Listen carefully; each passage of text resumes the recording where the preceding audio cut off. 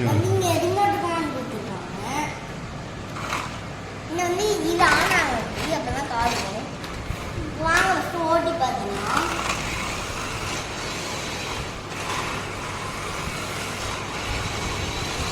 நல்லா சார்ஜ் போட்டு எடுத்தாங்க. இப்போ வாங்க கிட்ட அடிச்சு வரலாம்.